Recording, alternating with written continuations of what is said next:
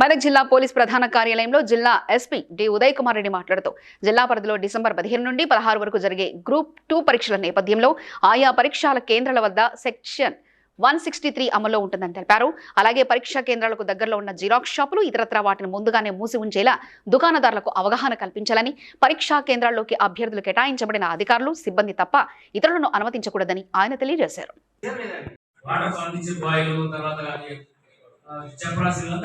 మనందరూ cell phone ఉంటాయి.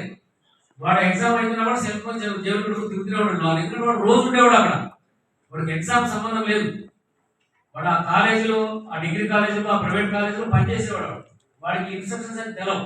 అందుకే మీరేం చేయాలంటే అందరిని చెక్ చేసి బయటికి పంపించి వాళ్ళందరినీ ఫిక్సింగ్ చేసి మొత్తము చెక్ చేసి వాళ్ళ సెల్ ఫోన్ ఎలా లేకుండా మనం ఫస్ట్ చేయాలి. దీని తర్వాత ఎవరు వస్తారు అక్కడికి? ఆ సెంటర్ ఇన్ఛార్జ్ వస్తారు. మన ఎగ్జామినేషన్ ఇన్ఛార్జ్ ఉంటారు.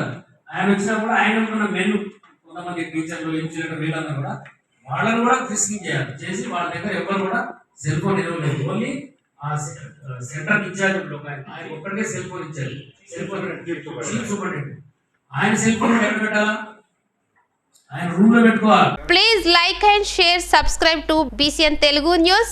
Please like, share and subscribe to BCN Telugu News.